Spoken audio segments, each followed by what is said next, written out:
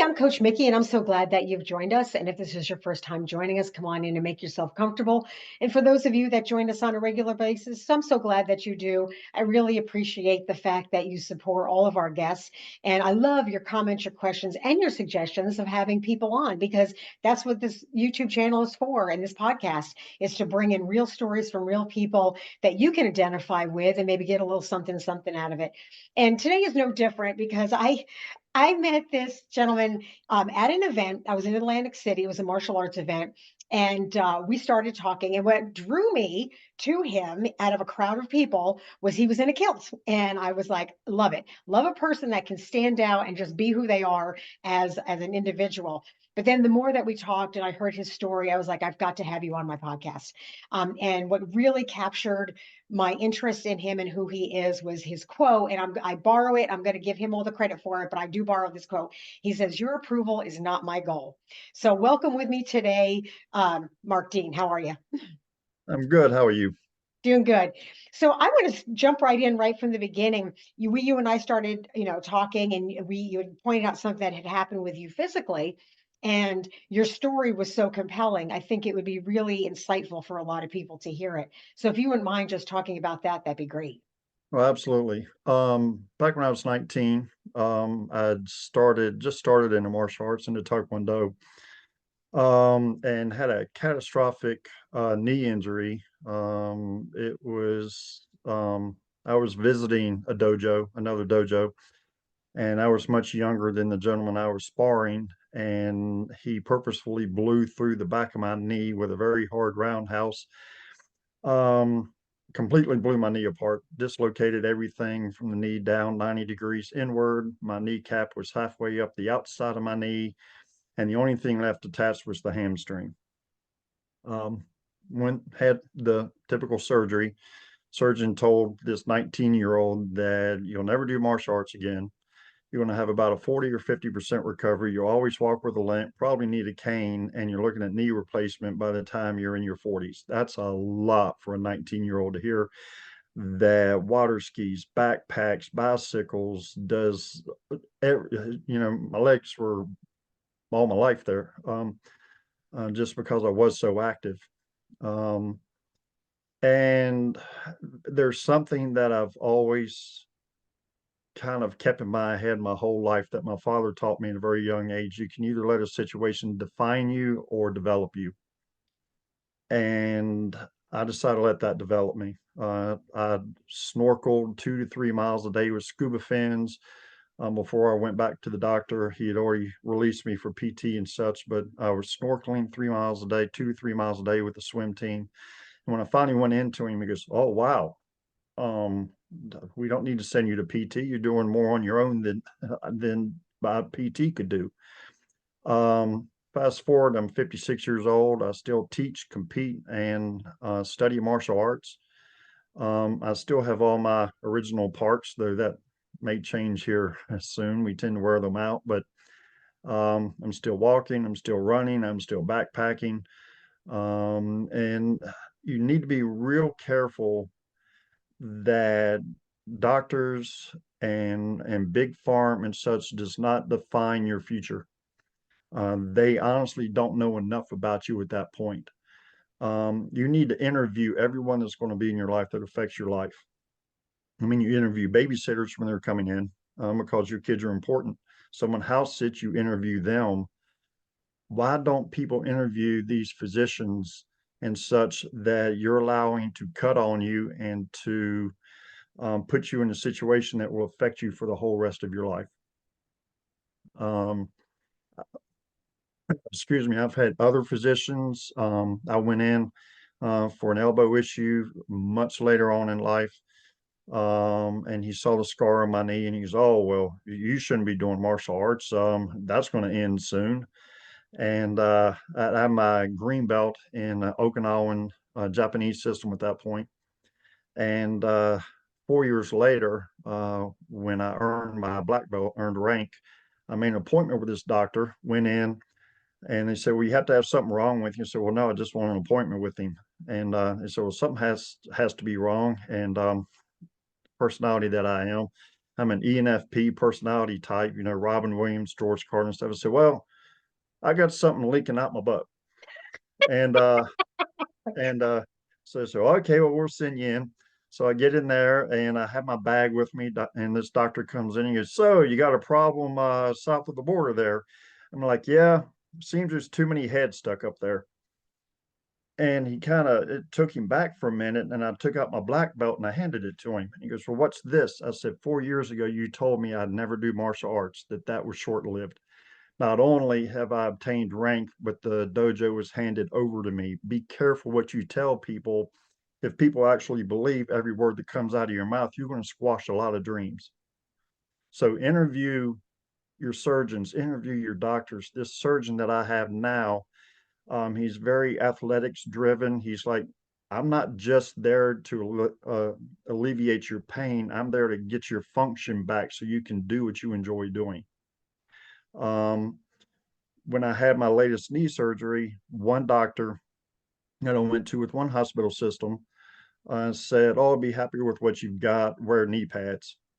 I'm like, well, my knee doesn't hurt. I just have lack of function. He goes, well, there's people out there that can't even walk. Be grateful for what you got. Well, it could have ended there. Guys in a white coat. Wow, okay, I need to believe this guy. So I went to another doctor and got a referral to another surgeon. And this is where ego really comes into play. The first surgeon there, huge ego, you know, trying to shut you down. This doctor let go of the ego and he says, I know what's wrong. I know how it needs to be fixed, but it is out of my skill set. I know someone who can. And that's when he introduced me to who I'm seeing now. So interview these doctors, interview these surgeons, and surround yourself with people that have the same goals and the same vision that you have. There's a wonderful picture that you see these lions walking through the snow, and that's the quote underneath this: surround your people with the same vision and the same goals that you have.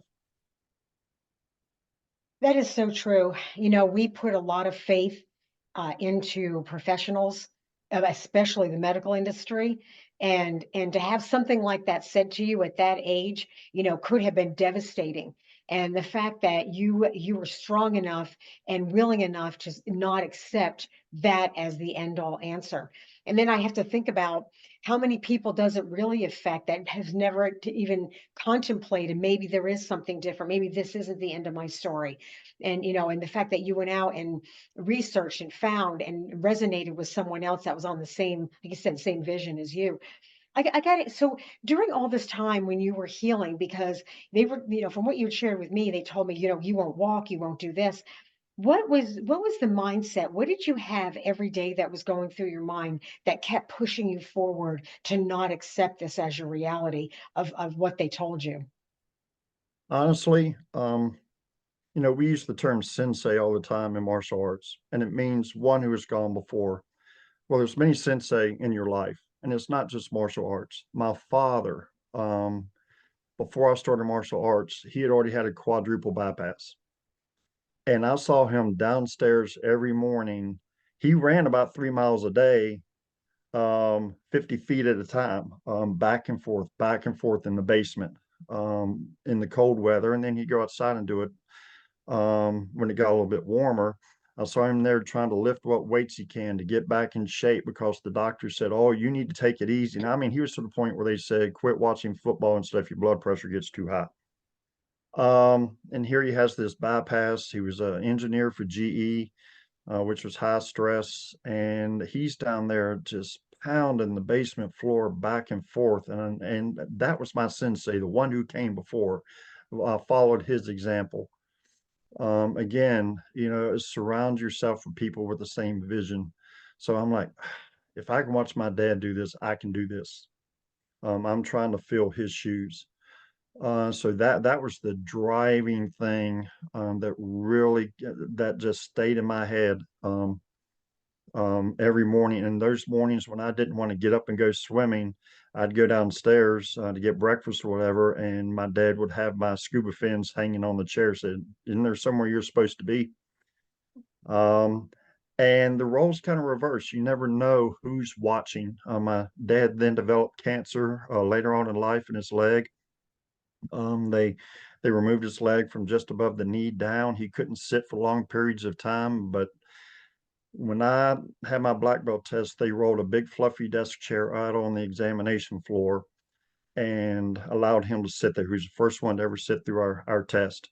And he used to tell me all the time, why do you do this to yourself? You know, when when I go up to visit after training, you know, a black eye or a bloody nose or my lips swollen, he goes, why do you do this to yourself at this age?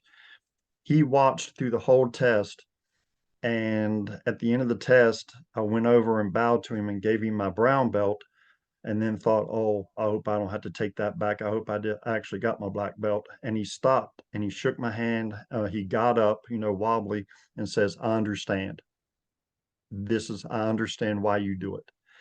And he took that brown belt around his neck every time he went to PT and said, if my son can go through that, I can go through that. So the same thing I was saying about watching him that pushed me when I was younger, pushed him through PT way later in life. So there's always somebody watching, and sometimes your roles will reverse. I'm trying to fill my son's boots now. He's a staff sergeant in the Air Force. Used to be, you know, he was looking up to me. Now I'm looking up to him. So you've got to let that ego go, but don't let that confidence of I can do this go. The one of the most important things you can ever ask yourself on any situation is what's your why? Why are you doing this? You know, when I'm swimming laps, why am I going through this? Well, because I want to walk again. Why am I going through martial arts? Why am I getting pounded? Because I can do this. I want to be better than I was last time. You know, if you ask yourself what's your why, and you're like, well, because I want this certain person, it's like, no, no, do this to develop yourself. Your biggest competitor is yourself. You don't need other people's approval to drive you. Um, there's a quote that I have written on my wall downstairs that says, those people that tell you you can't are not showing you your limits, they're showing you theirs.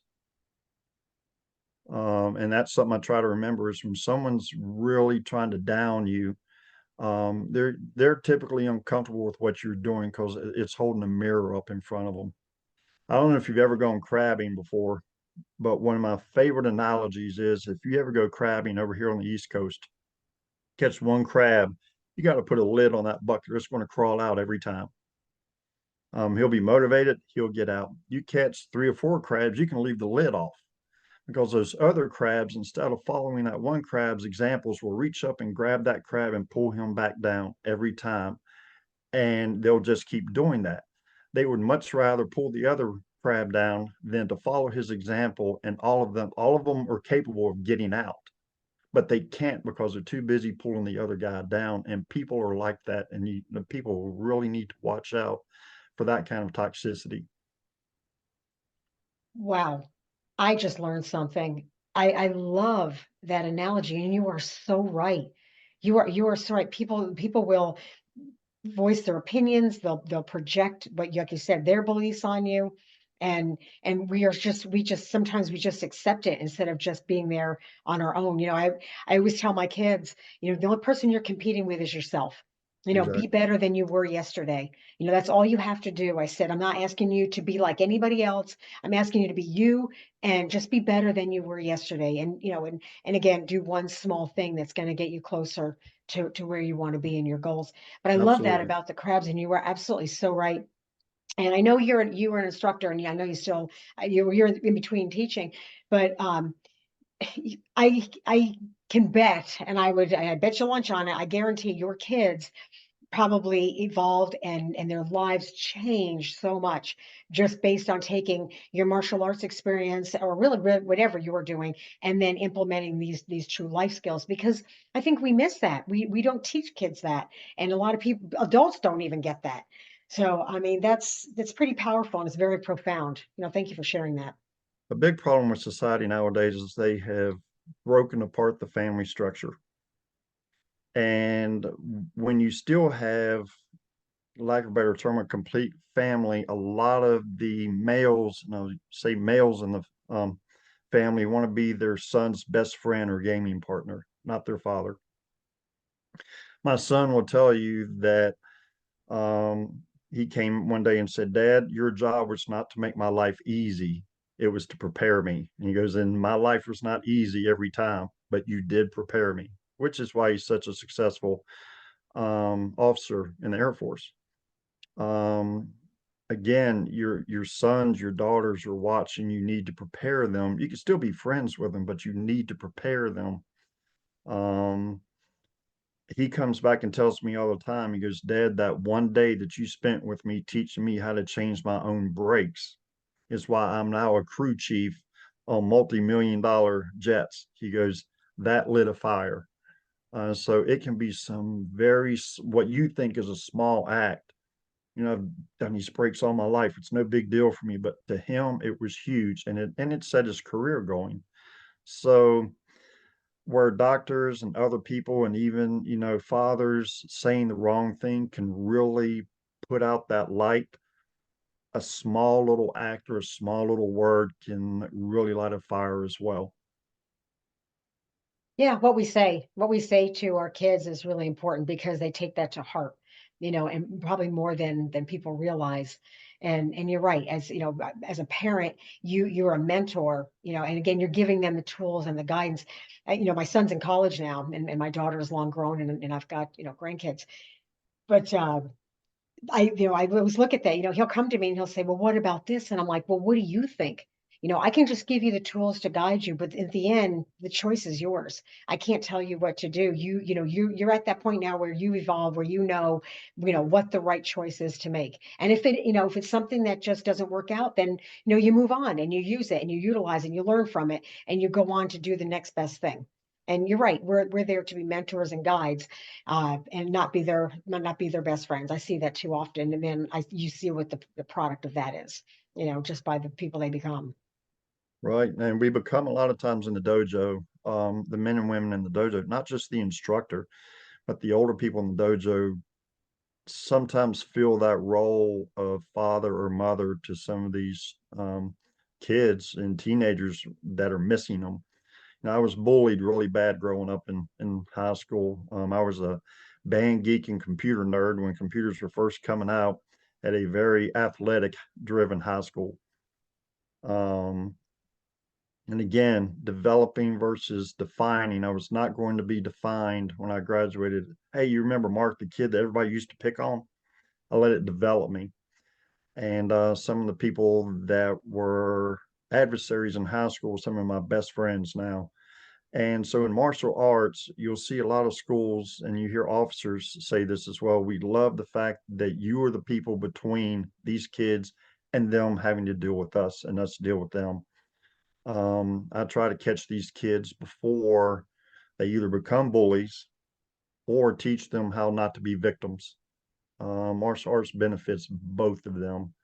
Um, so yeah, we tend to forget that we feel that role as well, and sometimes it's placed on us by those kids, and that's part of the responsibility, I believe, of being a martial artist is being able to fulfill that role as well. Oh, you're right. I mean, whatever career that you pick, whether it's like I said, being a martial arts instructor, or in my case, also being a coach, it's a huge responsibility working with these kids each and every day because you learn their story, you learn their family life, and some of them is not really pretty, and you're Right. like, oh man. So you step in as that person. At least you can go home and feel as though, what, they've got one person in their life that they could trust or look up to or feel safe with, and guide them. And if any of you that is listening that are in those roles of teacher, coach, even as a parent, your job is to create these incredible individuals as they're growing up, and they're looking to you for answers because they're like little sponges, and whatever you say will stick, good and bad. It will stick. Absolutely. They will remember that. Um, I'm sure you've seen that, especially with martial artists and such. After a while, we become this cornucopia of phrases and cliches and quotes. And I heard one the other day that really stuck with me. And this kind of paraphrases it. And it says, "Live in the discomfort of growth, not in the comfort of doing nothing. Disruption always follows intention. You will feel worse before better, weaker before stronger." So there's mornings when I'm ready to give up on, I train every morning. It's like, no, I'm done. I'm sweating already. I've worked. It's like I look at that board and it's like, nope. If you look at my shoes, I wear these Chuck Taylors when I work out, and it has one written on one toe and more on the other. Because when you get tired and you're ready to give up, your head starts dropping and you see one more. It's like, all right, one more rep, one more squat, one more block I can run. Anyone can do just one more. So it is a constant reminder of, yeah, I can push one more out. And you're right, because that's when you really shine, is when you're at that point of where you want to just stop or give up. And I don't say give up, because we don't really, when you're pushing yourself, and the only time you fail is when you don't try, you don't do anything. But I do like that fact of pushing yourself, because we can. And I think we surprise ourselves when you do one more, when Right, you're like, okay, well, what was I thinking? Why didn't I do it to begin with? But you're right, to have that self-motivation. And that's very powerful too, because I think we surprise ourselves sometimes when we do things that we didn't expect that we could do, especially in your case. I mean, coming and evolving from what happened to you physically, and then becoming who you are and getting past all of that, takes a lot of mental strength and also willingness, but also drive. Drive is so important when you are trying to do something, and you cannot allow obstacles to get in your way, whether it's someone's opinions, or something that was said, or something that even something, because would you find that too, Mark, that sometimes you have a belief and you're like, why in the world was I believing that to begin with? And then all of a right, sudden you snap out of it and you're like, what was I thinking? That untrue thing that you keep telling yourself over and over again, like a recording. right. But conformity is a dangerous word. And I had a senior director um, at this Fortune 500 company I was working for on a conference call. He and I are great friends now, but at the time it was meant as a dig. He said, Mark, conforming to society's expectations is just not your strong suit. And I said, thank you very much. That's about as accurate as an observation as anyone has ever made of me. So don't let digs and stuff that people are throwing at you bring you down. Sometimes that can be your mantra. Everyone needs to develop that mantra to drive them, that voice in their head over and over, to drown out the negativity of, no, I can't do it. They said I can't do it. No, get you a mantra and chant that thing. So conformity is like, yeah, I'm a huge nonconformist. I don't sugarcoat anything. Sometimes it doesn't make me any friends. But I'm me, and I did not conform to somebody else's expectation of what they want to be to make them feel comfortable. And you're right.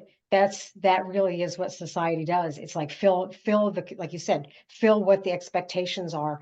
And I think that goes a long way with a lot of choices that think people make, because they'll say, oh, well, I really should do this, or I need, and I'm like, well, why? Who wrote that guideline? Children don't come with a manual. I don't see Right, anywhere on page, 527, it says you must do this. It comes down to, what do you really want? And I think more people should think that way and do that way, instead of trying to filter in with the cattle, and do what's, like society expects them to do. On the good note, on the good stuff. Being you and doing things that are beneficial is always a good thing. So, if you want to really make the naysayers and those telling you can't uncomfortable, ask this question. Hey, you need to be doing this. I do blah blah blah, and you look at them and you go, so how that's working out for you? I've had one guy plays a lot of video games, and I've got nothing against gamers. It's not my thing, but he's like, man, you're 56 years old. You're in here limping from all this.